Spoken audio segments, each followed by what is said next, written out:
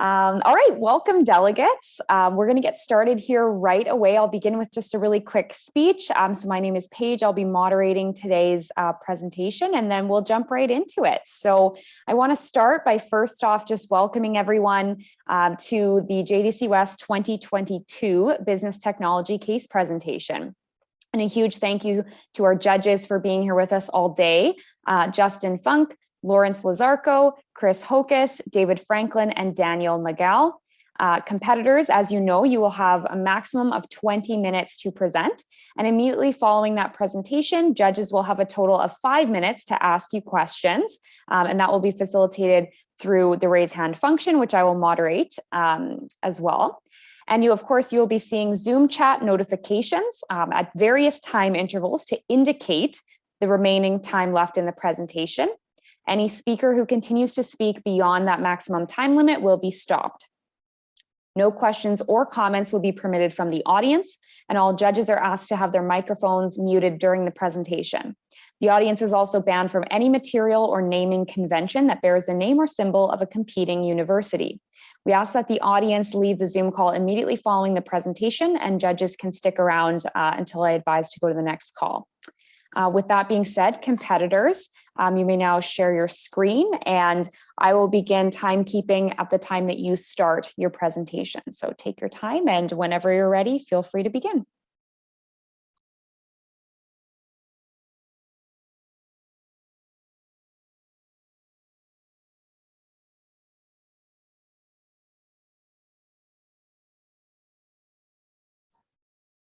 All right.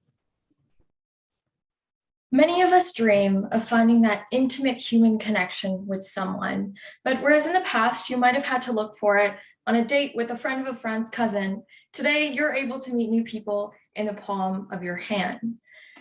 Hi, we're MIS Consulting, and today we're here to help you preserve that human connection as part of dating apps that is sometimes lost online.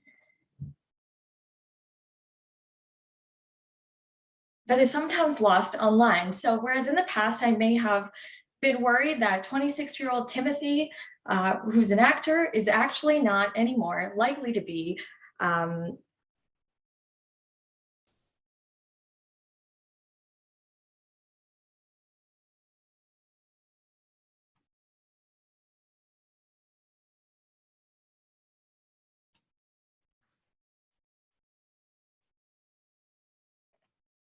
So as 26-year-old accountant that you may think is your love of your life may actually be a 60-year-old person living in their parents' basement.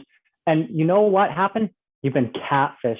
And as we are going to be going forward with our plan today, we're going to be showing you how we are going to be able to go forward with our implementation plan to make sure that you will be able to have that security going forward, knowing that we can have that human connection and know who we are going to be talking with. Sorry about that. So moving on, here's our land acknowledgement today. So the University of Manitoba campuses are located on the original lands of the Anishinaabe, Cree, Ojibwe, Dakota, and Dene peoples, and on the homeland of the Métis Nation. We respect the treaties that were made on these territories, we acknowledge the harms and mistakes of the past, and we dedicate ourselves to move forward in partnership with Indigenous communities in the spirit of reconciliation and collaboration. Now, moving on, what is the plan that we actually have in store for you today? First of all, you require a sustainable technology strategy to help deal with the concerns resulting from your rapid growth. We're going to present to you 3 alternatives, and the one we're going to be choosing for you is a change in the dating strategy, and that is going to make your app interactive and help preserve that human connection through gamification as well as video and chat rooms. The result here is that it's going to improve your user experience by making the app interactive through chats and games, and it would also establish a backend that is going to help you with your big data and cybersecurity. Now, let's get into the primary problem, which is that Finders Keepers requires a sustainable technology strategy to deal with the concerns resulting from its growth. Here, we're going to need to improve your IT operations and also improve that user experience to safely manage your data. So As for the immediate problem, we need to improve your IT infrastructure and make it more effective so that it is scalable, secure, and it will humanize the app. As for the long-term issue that we're dealing with, and that is we need to determine some additional long-term revenue streams. And we're going to look into that a little bit more in the future, but first we want to fully focus on the exact IT issues that you're having currently. First of all, let's look at the area in which you're operating. We're going to go into 3 points of analysis, but first let's discuss the environment. And first we want to point out that COVID-19 has resulted in a lot of people feeling alienated, and that is something that a humanistic app can help to combat. There's also been significant data breaches within this industry because the data that is provided is so valuable, and due to that, we want to make sure that we have the mechanism in place to be able to combat those data breaches. Going into our first point of analysis, here we have the business pyramid. And the issue that we're really having today is that your competitive advantage is not as strong as it should be. Right now, you're focusing on your value proposition being convenience due to the friends, dating, and business profiles all being in one app. However, what we want to do is help to fully define that value proposition, determine which customers to segment, and determine a differentiating factor. The reason why this is so important is because our current biggest competitor, Bumble, also has the exact same value proposition that we are proposing, and that is that they have all three of the date, BFF, and business portions of the app all consolidated within one. However, there are 3 issues that Bumble is having, and that is the lack of identity verification, improper reporting, and harassment. And those are all things that we want to keep in mind. We see here that the gap in the market exists for a more humanistic app, and that is what we're going to be targeting. The stakeholders are very important in this case. There are 9 employees in total, but we want to develop a strategic recruitment plan that is going to ensure the diversity of your employees, because your code is only as good as the people who code it. And those individuals have to come from a diverse background to meet the needs of the diverse user base. We also want to make sure your users are safe, because that is something that they value. Lastly, going into the IT point of analysis, and that is that we want to increase the scalability, reduce the cyber attacks, diversify your talent, and implement the AI technology. So we also want to improve cybersecurity to avoid measures related to unauthorized data spillage. What you need to do is implement a backend system that will improve cybersecurity, ensure diversity, and also increase your scalability. So that now that we know what is going on in the background of your organization, let's go into what we look for in a good plan. Great, thank you, Nidba. So for any good plan, we need to make sure we take the right factors into consideration to make the right decision. That's why we've outlined these selection criteria for you.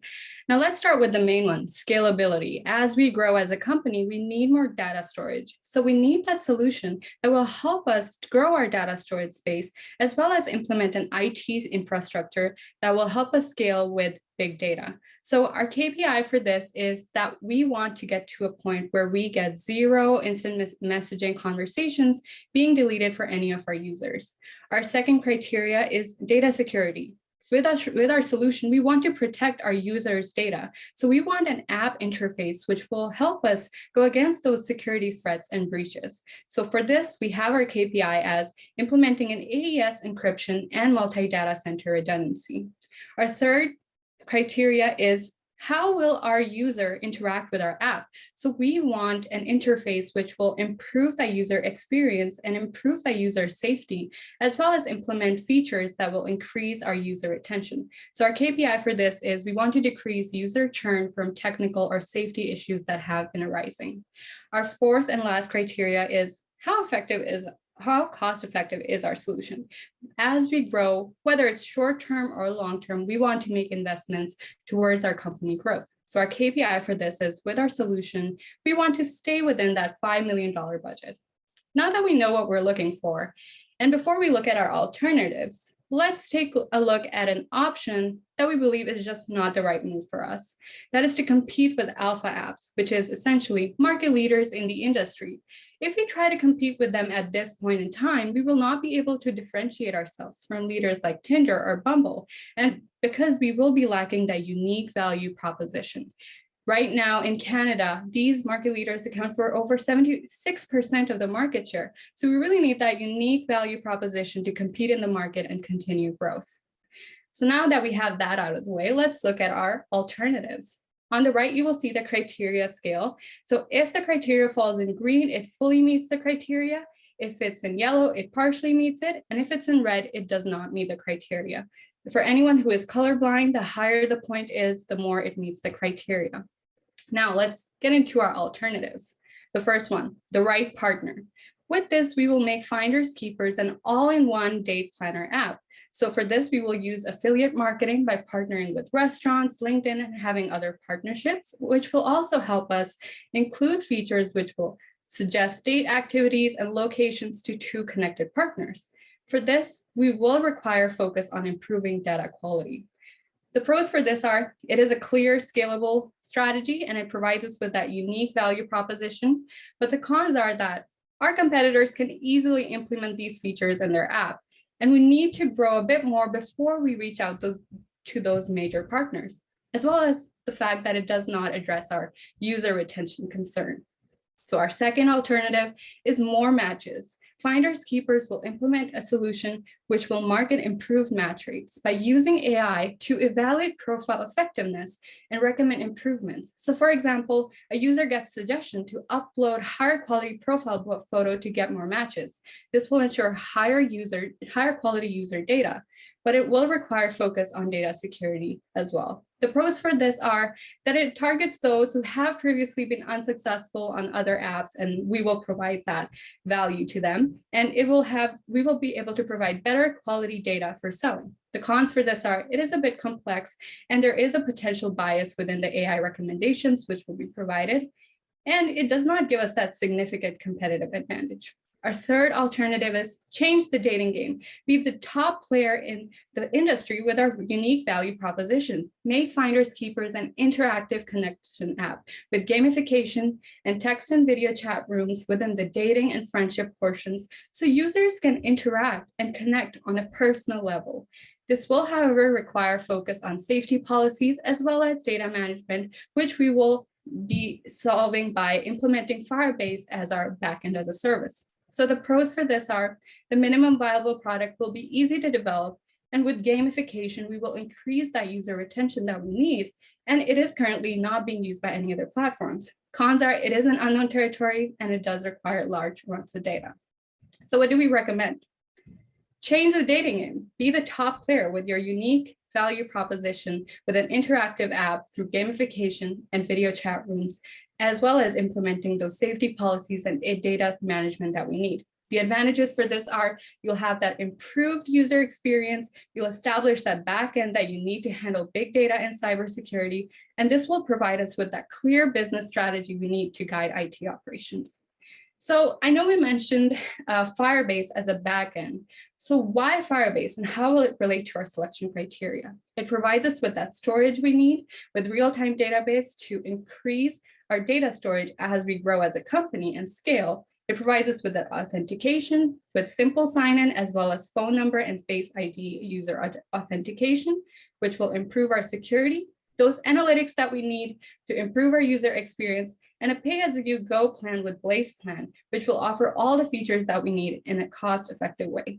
Now I will pass it off to Jason to talk about the implementation plan.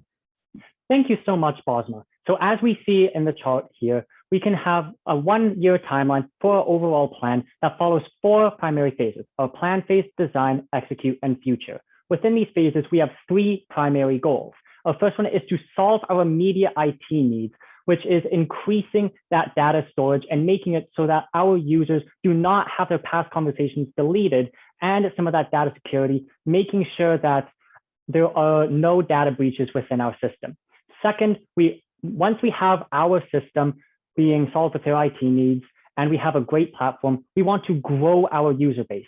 We are a startup company that is right now in its growth phase. And although we have a great start with 300,000 users, we need to increase that user base before we can really go into the dating market segment. And then once we have a larger base, we want to establish our future revenues. So the first part of our phase 1 plan is going to be scoping our Firebase development. This is critically important so that we can have a successful database migration to Firebase. In this part, we are going to be fleshing out our data migration plan and also selecting the engineers and hiring a team to head this migration. Then we also want to do market verification. As a startup, we're going to be doing litmus testing and verifying our interactivity strategy and using the insights from these tests to focus our development on our best features with this plan. What we want from this phase in our deliverables is a clear data migration plan to Firebase with cost estimates and also key insights from our litmus tests. In addition, with our phase 1, we are looking at our strategy, positioning this for the long term. In our marketing plan, we are focusing on this target demographic of Generation Z and Y. These are the people who grew up with online games in the internet age, and they are looking to make some of those online interactions and relationships. This will be done through some of our features, such as our video chat rooms and our promoted speed dating elements, as well as instant messaging games. We also want to look at our recruiting plan, where we are going to be hiring a third-party firm to hire skilled HR managers trained in equity, diversity, and inclusion. Then once we have this HR staff, we can use them to establish EDI policies and determine our staffing needs going into the future. Just to show you really quick, here is a user interface markup of our speed dating feature and our instant messaging games. As we can see on the right, this will allow you to sign up for scheduled dating events, causing excitement within our app and increasing that user retention. And here you can have about 1 minute to speak with your match partners using our data insights. And then if you want to add time, as in certain networking websites, they can add time if both users agree, and they can connect if things are really hitting off.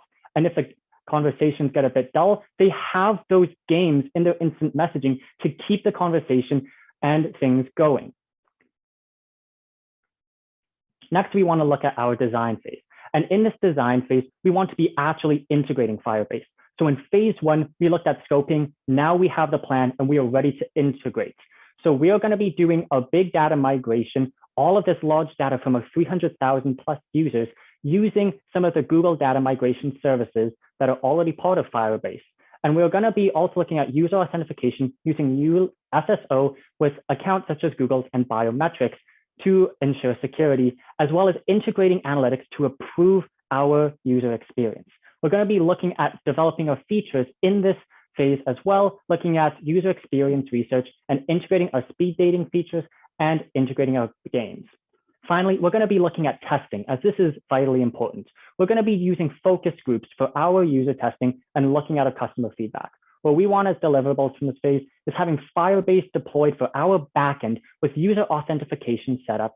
We're going to have the required features integrated into the app, that's into that speed dating and those games.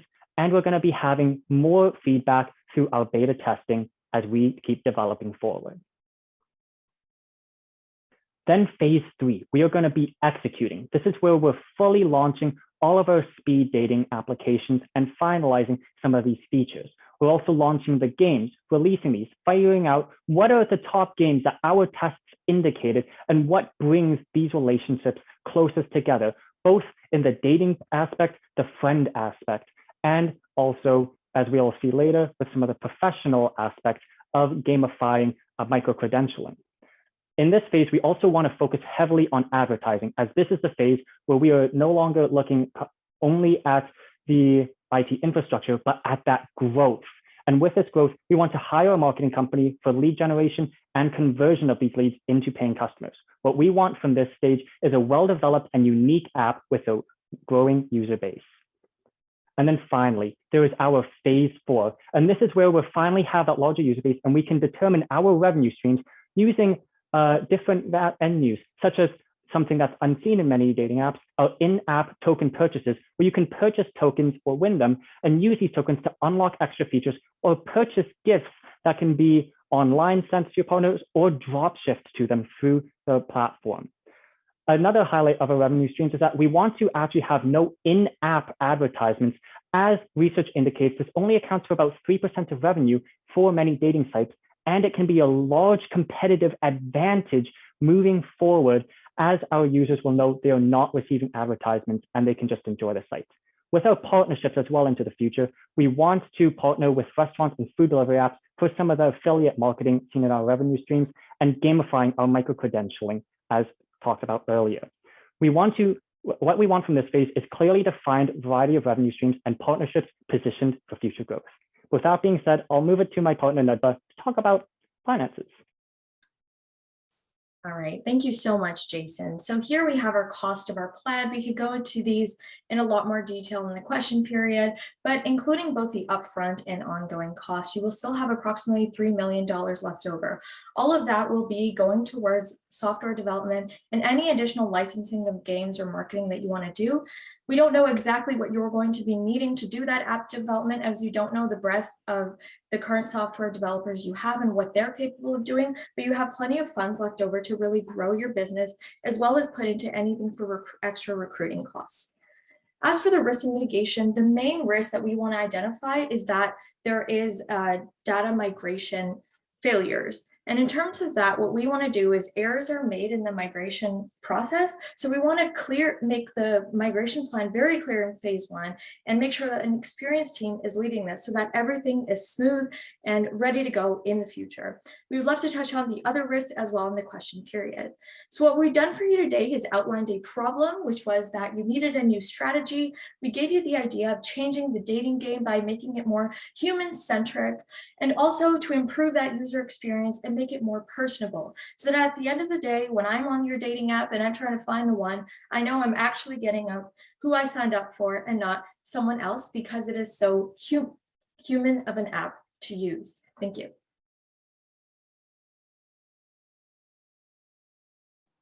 All right, we will now open up the question period. So for our judges, looks like we've got a question from Chris. So we will start there to start the question period. Yeah, I just want to say great job. A lot of holistic consideration to a lot. I'm just going to focus on the timeline here, the phase overview. So I noticed that in phase 2, you focus on, there was a highlight of user research or user experience research. Now, I'd like to get a better idea of what that UX, that user experience research looks like. How will you continually use that to potentially evolve some of the features? I kind of got thrown a curveball because at the end there, you mentioned risks of if there is low user adoption, you're just going to hire an agency. So maybe elaborate on how you can kind of put that all together and talk to me about that research piece. Yeah, absolutely. Thank you for the question. So when we talk about user experience research, we are talking more about our user interface specifically and our development of the program itself. Whereas the low user adoption has to do more with our marketing, which we specialize less in, and that's why we want to have that hired. We want to have the hired marketing professionals to help with that campaign. All right, we'll take the next question from Justin. Thanks, guys. I want to echo Chris. That was really good. You mentioned one thing that piqued my interest around the colorblind mode in the user interface. Can you speak a little bit to, is there a strategy around some inclusive design to reach other areas of the dating market? Is that a one-off scenario, or what was where did that suddenly come from? Yeah, I can definitely speak on that. Thank you for your question. Definitely, as we develop our app, we do UX research and we look at different ways and how we can be more inclusive and really focus on accessibility. We do value that, and as we work with our consultants, as we develop the app, in every aspect of what we will do, we will make sure that we integrate those features. From colors to how the user uses the app, from the onboarding process until the end when the user logs out, we will make sure that we will be putting time and effort into doing that research and ensuring that we get those get that feedback from users and understand how can we essentially make this app more accessible. So yeah, that will definitely be a focus of ours. Daniel, for the next question. On your schedule, you've identified 2 different parts of interacting with the market. One of them was market verification, and the other one was feature development. What exactly are are you suggesting us to verify with our market? You already know what are their primary problems are. Thank you for your question. So in terms of what we want to verify with our market, it is essentially what they're looking for in a dating platform. Right now, we are offering a very generalistic form as to what we're doing. We're competing very much in the avenue of Tinder and Bumble. However, we want to look at what specifically we can include just to make sure our what we're offering is quite inclusive already. So with that, whether that be different sexualities, what they're looking for in terms of a partner and so forth, that's kind of what we want to look for and identify any gaps in the market that aren't currently being catered to.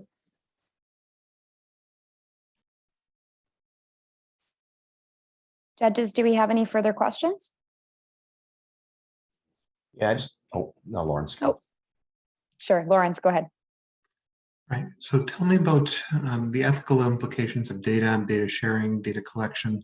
What's your approach from a customer perspective? Absolutely. So if we're looking at what our revenue streams are going to be, a large part of our gamification and interactivity process is that we're going to be focusing a little bit less on selling some of that user data, and we're going to be looking at some of those in-app purchases. Now, as a primary revenue stream, we will still be selling some of that user data as it is an essential part of our revenues. But now, because we have those other revenue streams, we can focus less on selling these across different platforms, and you sell data only to specified and trusted partners.